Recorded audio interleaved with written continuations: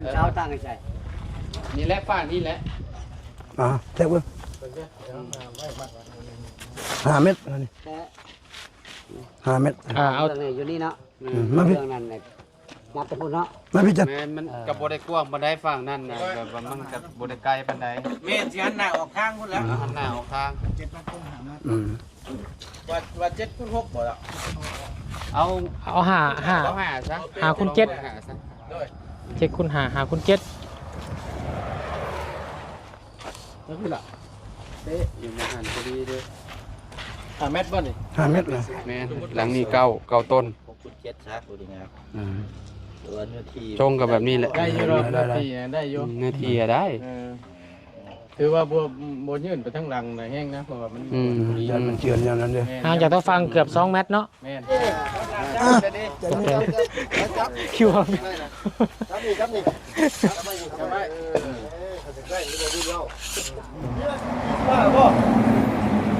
ยังทางมาทางไกลนะไปน้ำมันน้ำมันเลยเครื่องอุปกรณ์มันก็แพงเลยดูนี่ที่ทำได้ฮะก็เอาทำนั้นตาครบเครื่องเนาะจากที่เคยจากเราจากวิธีแล้วแม่นเต็มที่ก็คือบ่บุญเว้าค่อยกะไว้สำนั้นพากันเว้ากันว่ารัก3ซะแบบนี้นะเพราะว่าเฮาก็ฮู้อยู่แล้วการเดินทางเป็นแบบใดหั่นน่ะก็สิได้เพราะต่างคนต่างอันนี้แหละเพราะว่าเขาก็บ่ได้มินคือทีมงานเฮาก็อยากให้อ้ายคือทีมงานเห็น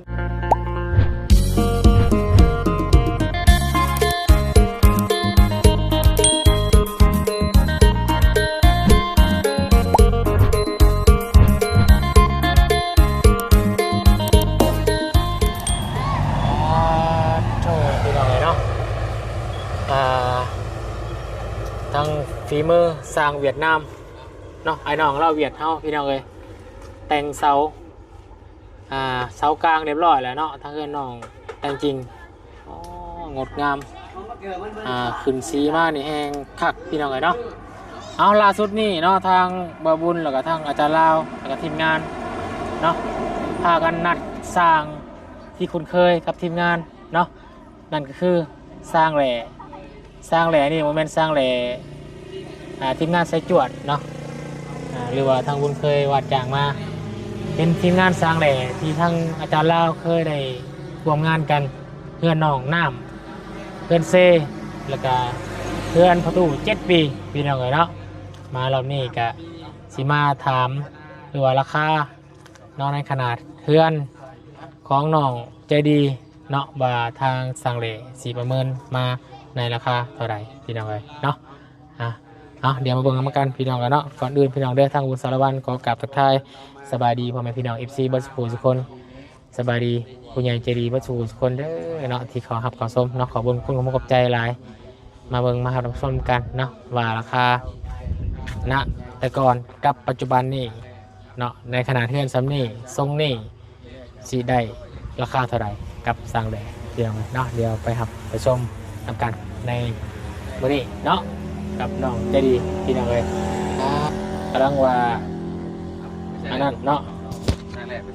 สร้างแหล่กำลังเดินรอบๆบ้านส้มไอฝีมือสร้างเวียดนามเนาะเดี๋ยวน้องทางแต่งจริงกับพี่น้องเลยเนาะแม่นกำลังรอบังหน้างานอยู่สบายดีเด้อสบายดีเนาะเอาขออนุญาตเด้มาแล้วก็นิบบรินิบดนนะเนาะเป็นปีเนาะเป็นปีเลยครบปีหนึ่งพอดีแล้วก็ว่าเนาะแม่นเขาหนาฝนเด้ช่วงหน้าฝนน่ะเราเฮ็ดเทือนประตูเนาะประตู7 ปีเนาะแล้วก็ไปเลยบาดไปเลยอาจารย์เฮ็ดประตูไปแล้วเลยนี่เนาะมันเป็นงานแก้ได้นี่น่ะเสาซิวนี่คือแบบเจ้าที่น่ะเจ้าที่กระสับนี่งานแก้เจ้าแก่ไปเลยไปไงเพื่อนลังนี่นะตั้งมาหลายปีแล้วนะ9 ปีสิเขา10 ปีแล้วแล้วมันก็บ่ได้ตรงอีกอันนี้นะพวกเสาเป็นงานแก่ประสาทก็ยังเนาะเป็นงานเสาประสาทก็ยังเลยเราเห็นให้ทุกอย่างเราแก้ให้ไปเลยไปมาพี่เจ้าเนาะ มาเดินสั่งแหล่มาได้เหมือน เป็นได้อ้ายอยู่ดีไม่แห้งเนาะ เราจะอยู่ดีแม่งอยู่ ช่วงนี้ทำงานอยู่ไส อยู่บ้านปูนาเด้ บ้านหนองปูบ่ แม่น อืม เรือนหลังกอบางใหญ่เด้ เฮ็ดเฮือนก่อบ่ แม่น โอ้ หลังใหญ่เลย เอาพี่น้องเนาะโอ้สบายดีเด้อ จ้าสวัสดี สบายดีสบายดี สบายดีเด้อจัง จ้า สบายดีอีกรอบหนึงน้องใจดี สร้างมาแล้วสร้างมาแล้วเติบแล้ว โอ้เอาเป็นปี ดีใจ ดีใจดีใจ พี่มายืนน้ำสร้างพี่ยืนน้ำสร้างพี่ ลาก สัมผัสสร้างมั้งนี่ นี่แหละเจ้าของเฮือนที่อันบาสิเฮ็ดให้เพิ่นน่ะ เนี่ย เสา9ต้น เก้าต้น แม่น อยู่ห่มบ่เฮ้ยตั้งอยู่ห่มเตียงบ่ ไปไป มาถึงมายังเราเมื่อยยืนเติมโอ้ลมแล้ว ขนาดผู้นี้จะเป็นลมเนี่ย เป็น ดีใจแห้ง ดีใจดีใจ พี่มาพี่ ดี ไป เอานั่งมีสร้างแล้ว เด้อ พูดคุยกันนั่งละ เอานั่งนำกันเนาะ ไปอาจารย์นั่ง มานั่ง ไป ไป อาจารย์กลับไปคุยกันแน่ มาละอันน่ะให้เต็งจริงเป็นมือกล้องให้ก็ได้ผู้ใดผู้หนึ่งนั่งนำกันเบาตูนก็มานั่งนำกันก็ได้ ไปประตู โดย ได้บ่ล่ะ ได้ พูดคุยกัน นี่มามาตูนมาพี่ก็ได้นี่อันนั้นให้มา โอเคดูเด้อ โอเคหมู่คู่ก็นั่นแหละกำลังทยอยมาก่อนเสียงก็มาแหละพี่น้องเอ้ยเนาะ เดินมาแล้ว พอดีแล้วเนาะนัดกันแล้วก็สิได้รับเว้าระคุงราคาแล้วก็แบบบ้านสิเอาแบบใดหั่นน่ะแต่คือที่ฮู้แน่ๆก็ทรงโมเดิร์นแล้วเนาะ เลย ก็นั่นแหละงามณปัจจุบันนี่ที่ผมคิดอยู่นะตอนนี้ตรงเก่าแล้วเด็ดนะให้เด็ด ทรงเก่าแต่ขนาดเขา ขนาดสำได้ข เขา นาด ว่าเอา7x6บ่ เอาเข้าต้นรอบงาน ความยาวน่ะ7x6นี่เพื่อนน้องท่าน้องไม้สั้นนั่นบ่เขาก็ไปจึงสมันเนาะ แม่นเนาะเกินประตูก็แบบนั้นเนาะตอนนั้นเนาะ ต้อง ประ ตู้ ตู ที่ หา 5x6เนาะ 5x6 หรือ5x7 บางจิต 5x7สำนั่นจำเพื่อนประตูก็ถือว่ากว้างอยู่ได้เนาะ กว้าง 5x7ก็ได้เนาะ ประตูอันนี้บ่ ประตู7ปีเด้ ประตู7ปีนี่ เขา5x7กับคักลูกครับเบิ่งกับเนื้อที่ของเราตื่นมาแล้วเนาะอาจารย์ นี่แหละเนี่ยเบิ่งเนื้อที่นี่แหละนี่ แต่เขาจะแต่เขาใหญ่มันปัด แม่นมันพื้นที่มันบ่ เขา ได้ สิให้มันใกล้ เขาเฮ็ดนี่ก็ได้ ตะลิงชั้นก็บ่ได้นี่ตะฝั่งเนาะอย่ามันอันนี้ แม่เดี๋ยวมัน ทีนั้นนี่ตรงกับมันนี่ก็พอดีเลยนี่กับอันนี้เฮือนกระต๊อบน้อยแล้วนี่ตรงไปนี่ก็บ่ให้มันออกทางบันไดได้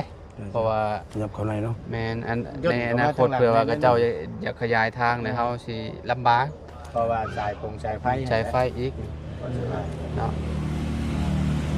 6x7เด้อ6x7กับ บ่มีแต่รับเม็ดวัดเนาะเบิ่งเนาะ เราไปซื้อมาใช่ไหม ก็คือมา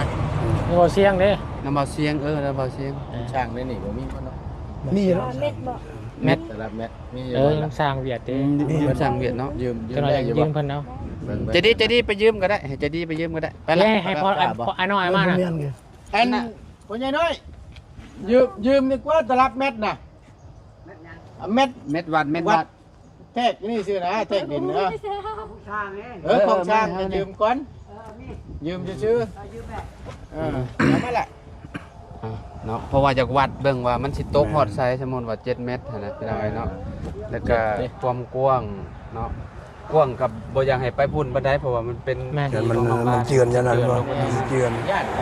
เอามาติด อันนี้เอาแบบยับๆมาแบบนี้นี่แหละสมมุติว่าได้อัน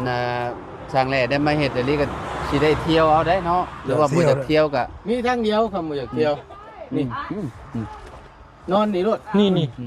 มื้อนี้ผู้นอนแน่นี่น่ะ เนาะ ว่างแน่เอ้ย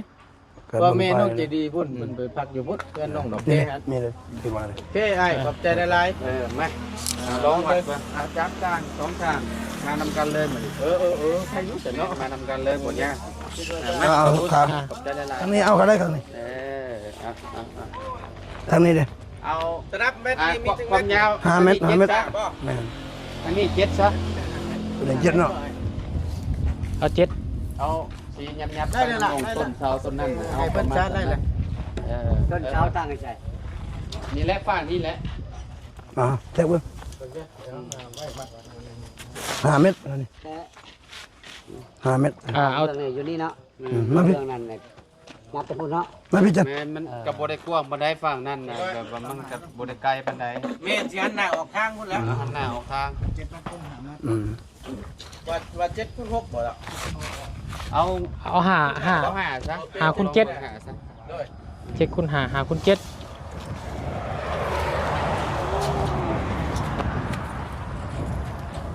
7 เมตร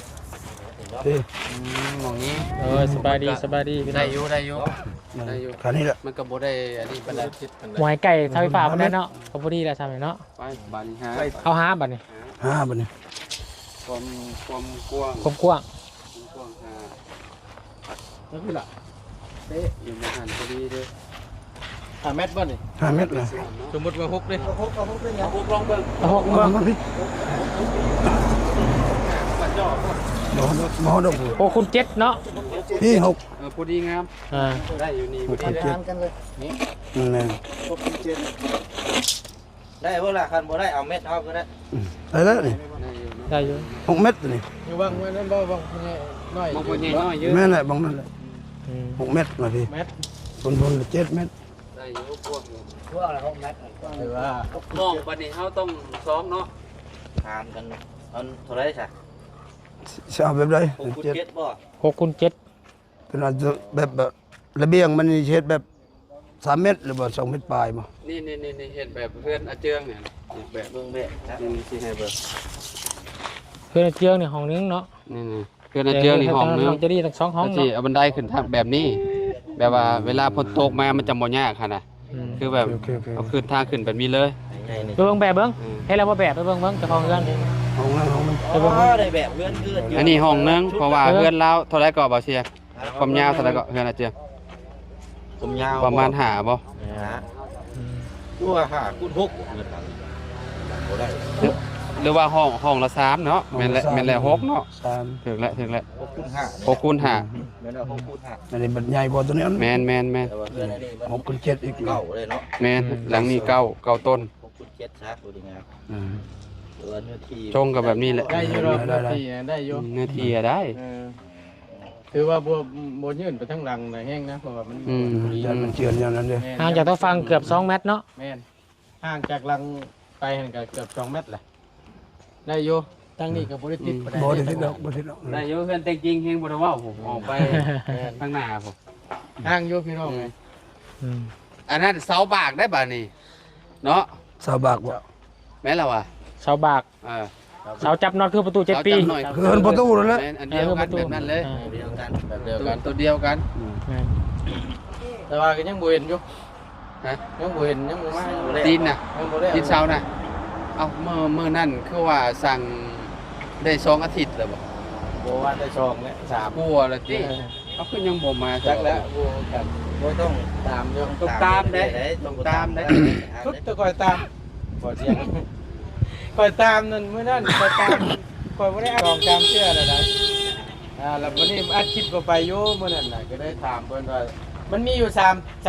เสานะที่มีอยู่มันน่ะก็ได้ให้เฮ็ดเพิ่มอีก6เสาเฮ็ดให้เฮาก่อนว่านะยังบ่เห็นอยู่นี่เดี๋ยวสิเข้าไปอยู่เดี๋ยว เสาเอ้นะก็กันขอญาตน้ำขออันแบบปักมุดเอาไม้ตอกเบิ่งจะเป็นยัง สบายดีตักได้บ่เสียงแบบนั้นก็ได้ 4 เมตรสาว อีกรอบหนึงเป็นยัง 4 เมตรเท่าไหร่ 4 เมตร 4 สา เมต ว รเช้ามีแต่เอาตอกให้เบิ่งน้ำกันว่าขนาดกว้างยังแต่ว่าเบิ่งด้วยตามันก็ยังบ่นั่นปานใด ไปเอาลักไว้ซะ เอาลักมา มี มี สักฟางบ่ลูกมีสักฟางบ่ มันใช้ก็สาวมันใช้กี่ ลักก็ได้เอาลักก็ได้นะ เอาลักนั่นแหละได้อยู่ดอกเอาผ้ามาให้เล่าน่ะแต่ยิงไป ผ้ามีบ่ เอ็มเปรียจังป่ะเอ็มเปรียจัง เอาผ้ามาไปลูกเอาผ้ามาให้สร้างมัน รอบหนึงจะได้เห็นว่าไม่ได้ เอาผ้าให้ซื้อนะ แม่น เอา ตอก ผ้า จาก ให้ นี้ Dạ. แล้วก็ไปพูนจะได้รู้ เอาเชือกค้างนั่นละ ไปเอาด้วย ไม่อะแม่ว่าพูนไม่เจ้าน่ะ บ่ ไม่ว่าตูนบ่ เติงเลยบาท สิแล้วแหละ อืม แหน่ ใหญ่เลย แ เจ้าเฮ็ดอยู่พุ่นขนาดเท่าไรสัก เก่าคูณ18 9คูณ18 เก่าคูณ18 เก่า อ คู ยู่ ณ บ้าน 18 ปู เม นา ตร นี่เฮ็ดทาง เรื่องลังใหญ่เลยเนาะ ดังนี้ 18 เมตร แม่นทางยาว18เมตร มันก็ยาวสุดสายตาเลย เข้าไปในห้องฮักอะ ห่วย แต่ว่าใหญ่เนาะ ใหญ่เลย สุดยอดเลยเด้อน่ะ เออ ได้เด้อโอเคเอาละ ห่างหายไปโดน ได้เป็นยาวเป็นยาวเอาได้ บริสัมผัสกล้อง เงินต่อไป ออกไอ้ทีวีปีหนึงก็ได้เนาะ ปีหนึง เกิดไว้เนาะ เวลาโทรทัศน์ปีหนึงเลย ขอโทษเด้อทีมงานอันคุยราคากับไม้เพิ่นบอกว่า ยัง คุยนำอยู่ แบบว่าอันจังหน่อยก่อน เอาผมยาวแล้วก็แบกให้เราเบิ่งหมด แม่ แล้วก็เราอันนี้ ตั้ง คุณเจ็ด ก็พอดีงามแหละสามีเนาะ แม่นพอดีงามเลย น้องเอาดีใจน้ำน้องเพื่อนอะไรพี่น้องเลยคนอื่นครับเพราะว่าผู้เชียงมาย่ำไหลเห็นได้เสาในรถดอกเพื่อนไรเสาว่านี่ก็ว่าแล้วก็ว่าจุดยิบชี้จุดให้ก็ว่ากัน สบายดี โอ้โหเป็นปีแล้ว ใครอยู่บ้านนี้ อันคอยมาห่มอยู่นั่นให้ เนาะ ป่าไม้แล้วนะ ไปสร้างตากแดดลมได้ ให้เราวอร์มบ่ให้เราวอร์มบ่ ว่าทางกายบ่ วอร์มตากแดดเด้ ยัง โอ้เราช่วงนี้หับแต่เฮือนหลังนั่นตี้เลยว่าอ๋อ ว่ากันทีมงานหลายคนกับสี จักคนเฮ็ดนี่ว่าไหน สองแต่ว่ากรรมกร3 โอ้ลักๆเนี่ยเป็น2คน 2คนเฮ็ดเอื้อนจีนนะอย่างนี้แม่นเอื้อนคนลาวเฮา โอเค คน ปีได้ทุกเพิ่ม สองหลังยังหลังนึงอีกแล้วตัวนี้นะครับต่อเด้ บ่ที่ครับมันนะ แม่ของจีนมาเด้เงินคนลาวแล้วคนจีนมาซื้อดินอยู่ลาวเฮา บ่ ตั้งเฮือนตั้งศาลอยู่พี่ เท่าไหร่บอกค่านี่ จักอยู่ใส่ผ้าเฮา เราเข้าไปเอาเลย ผ้าอยู่ใส่เด้บาท ไปเอาอยู่คน ไปเอาอยู่ดี ใจดีเขาขอโทษก็ค่อยพี่เลยเนาะ ๆเดี๋ยวบ่เห็นซั่นนะข้าพเจ้าจะยืมเพื่อนน้องหลอกแก้นี่ก็ได้นี่ อันน่ะ ใกล้นึง ใครล็อกวันนี้คันคุกสั่งขึ้นแล้วตอนที่แรกก็เป็นห่วงยันเรื่องไฟ แม่นตัวนี้ วันนี้ใครแน่วันนี้ไฟ ไปแล้ว มีพื้นมีไฟ ต่อจากเพื่อนน้องเจดีอันนี้ก็ จริง จริง มันจังสะดวกสบายนั่นแหละที่ว่านั่นแหละ แรกๆกังวลเรื่องอันนี้แหละเรื่องไฟนี่แหละไฟยันบ่มีไฟกบไม้กบตอกเด้ โอ้ยากได้เห็นเพื่อน แม่นเพราะว่าเป็นเฮือนไม้เด้ ไม่เส้นมันยังทันได้มากวะ ยังบ่สมมุติว่าตกลงราคาได้แล้วก็มีแต่สิสั่งไม้มาเลยนะเรื่องไม้นั่นต่อ แต่ว่าโอเคสร้างได้ราคากันจะให้สร้างประเมินเรื่องไอ้ไม้ตอกเนาะ แม่นคือเฮือนประตูเพิ่นนั่นแหละ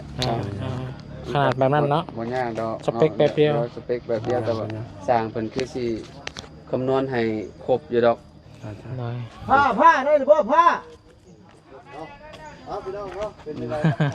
จะสบายดี ทีแรกจังอยากว่าอันเอาสร้างแหล่เพิ่นมาเบิ่งเพราะว่าแบบว่าเฮาคุ้นเคยกับเพิ่นน่ะเด้แต่ว่าเพิ่นออกกล้องออกหยังสุด สบายดี มา สร้างแรง ไปเอาผ้าเป็นผ้าจะดีก็ได้ ว่าบนมือได้คำว่าทางทางเวียดเนี่ยอมขี้เขียวชื่อ มีแต่เพิ่นเห็นเพิ่นอันนั้นเด้เพิ่นบ่ฮู้จักภาษาเฮาดำ เข้าใจนะ เพิ่นก็อันนั้นเนาะเอามีแต่วัดเบิ่งบาน จังหวัดนี้เนี่ย วัดความกว้างความยาวนี่นะตอกลักลงเบิ่ง ให้ FC เลยครับ ต่อรักพื้นฐานในเบื้องต้น ว่า6คน7 6คูณ7 6คูณ7 6 7 7 6 หาคือว่าหอมโพด ถ้าเท่านั้นดีเนาะ ยังบ่ทันได้ตี เอาประมาณต้นสิบเอาเนาะ เดี๋ยวให้เล่ากินก่อน แต่ว่าเรา จะต้องคำนวณในเรื่องการเดินทางเนี่ย เฮ้ยตัวไหนอันมึง ใช้มองอันนั้นมอง6อยู่ใส่ นี่นี่ เนาะ ตัวนี้บ่ ดอกแว่ ตอกบัดนี้เอาก้อน วันนี้ก็ได้นะพอได้แบบมันสินะ แม่นบ่ได้เห็นได้ว่าละโอเคเอา มาทางนี้ ไว้เนาะ เอาจับตัวนี้ก่อน จับได้ คิวครับ จับนี่ จับไว้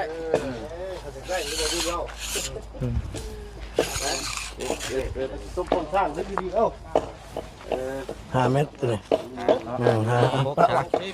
อัน ปะ นี้ ปะ ปลาละปลาละปลาลูกไปเม็ดนึง อีกเม็ดหนึงอยู่นี้โอเคโอเค เม็ดมีอยู่5เม็ดเด้ เจ็ดไปพุ่นบ่ นะดูลงพี่ ไม่ พี่ประมาณนี้เนาะ6เนาะ 5 เมตรบ่แทงที่พุ่น ฮะแม่นโอ้ยมันใกล้ตะฟังแล้วมันจะเจอเนี่ย บ่ไกลสะพานเขาก็ย้ายมาพี่อีกแต่ให้เห็นแบบนี้สินี่ อ๋อเพิ่นสิวัดขนาด ขนาดยืน เฮาอยากได้เฮาจริง เจ็ดตะบอนนี่ เจ็ดเลย เจ็ดฮอดนี่เนาะ เฮาเฮ็ดมาพี่เขาก็ตั้งอยู่พี่อีกนะตรงย้ายอีกนะ หรือว่าเขาสิยับไม่ก็ได้เนาะ ก็ได้ มันไกลเสาไฟ ก ฟ้า ว้าง เนาะ มันซำนี้ยาวซำนี้นะ บ่เขาว่าเอาสียับออกมาพี่น้องนึงนี่บ่ ยับก็ได้ ยับก็ได้ ยับก็ได้ ยับมา ยังไว้ อีกจักเม็ดหนึงบ่ นี่นะเฮาอ่ะอยู่บ้องกันเขาแขกเมื่อกี้นี่นี่ เอาบ่นึงบ่ ด้วย นี่ตัวเม็ดหนึงนี่เม็ดหนึง นี่ฉะนั้นก็ลุดเม็ดนึงอีก ตัวนั้นยศมาบัดนี่ มันมาเม็ดนึงอีก เวลาอันนั้นเลยติดทางเลยข้างแรงเพื่อนจะดีกันได้ได้ช่วงแบบนั้น โอเค เพราะว่าให้เป็นทางทั้งเขา แม่น บ้านนั้นแนบกว่าทางเขาไปนะ อืม ทั้งนี้ก็นั่งรถได้อยู่มันแห้ง ได้แล้วใช่มั้ยเนาะ ได้แล้วใช่ไหมได้ ยับตัวนี้ เดี๋ยวเบิ่งตัวอย่างสิ ตัวอย่างสินะ นี่แหละเนาะเบิ่งกันพี่น้องเอ้ย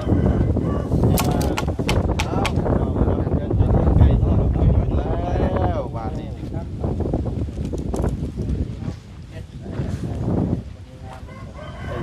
ได้เกินเลยเนาะ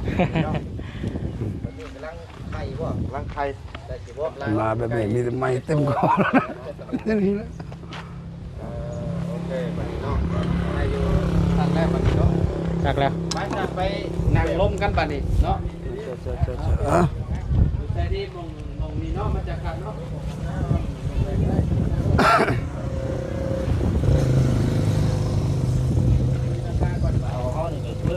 เสากับเริ่มแล้วมันตามคนร้ายแล้วใครเด็กกันมันยังอยู่ห่มได้นี่ อยู่ห่ม ถ้าบ่อยู่ห่มนี่พอมันแตกร้ายแล้ว เอาไปเลยเอาไปเลย ไปนั่งนั่งกิน แล้วเอาไปเลยในถ่ายไหม ลงมาพี่ก็ได้พี่ น้ำตามาถ่ายดะมาไปเลยกูไปเลยต้องมาลงไปบนดงคุณพระอาจารย์ โอ้ เอาสิเกือบ มานั่งนำกันมา ทำใหญ่แล้วเนาะ ฮะ ใหญ่แล้ว เอาไปว่าง เจ้าบอก ลองไปว่างก็มานั่งนำกันก็ได้เนาะมันลมกันหรือเปล่ามาเอา ไปประมา มา ณ เป่าละคุงราคานี่แหละ ด้วย นี่เราเห็นบ่เลย เห็นว่าแบบมีเจ้าเห็นได้หรอว่า เห็นแล้ว เห็นแล้วเนาะ เพื่อนหัดเยืองฮะเนาะ คือเพื่อนอาเจืองนั่น แบบนั้นบ่ แม่นเอาแบบนั้นโมคูว่าจังได้ซะ โอ้ยคนได้แบบกันว่าชุดละ งามอยู่เหือเจียง แบบ งาม เพื่อนอาเจืองก็โอเคแล้วเขาว่าเวลาขึ้นมันก็บ่ตะพ้นหั่นน่ะทางขึ้นทางหยังก็ได้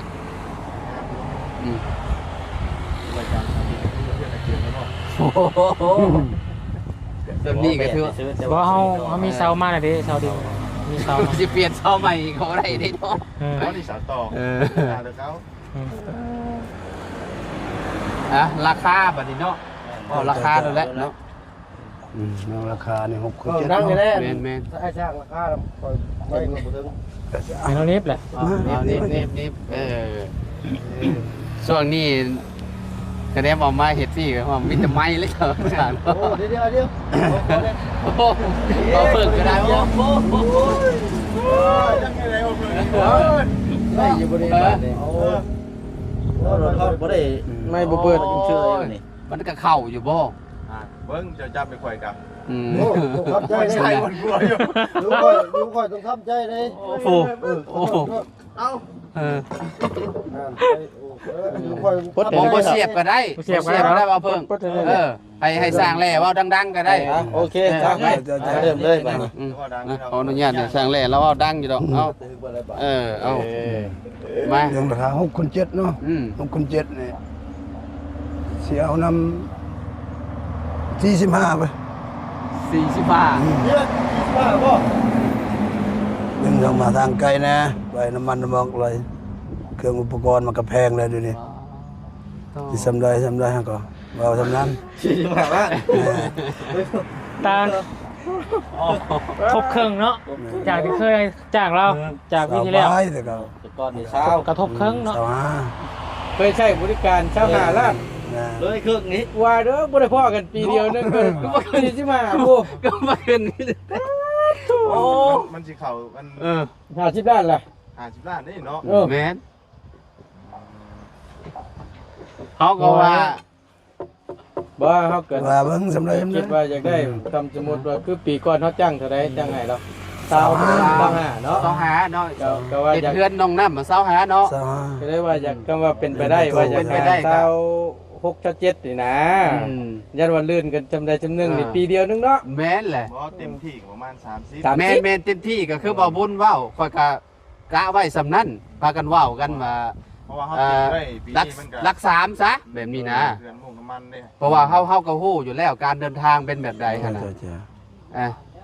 ก็ต่าง ก็สิได้เพราะว่าต่างคนต่างอันนี้แหละ แม่น เพราะว่า ซอยเขาก็บ่ได้มิน คือทีมงานเราก็อยากให้อ้ายคือทีมงานเป็น ได้อยู่แล้ว รวมกันมา แม่น เป็นปีนะ เขาก็อยากให้เพิ่นได้งานพร้อมมาแหล้วเพราะว่าอีสร้างก็หลายอยู่หั่นนะหลายอยู่เอา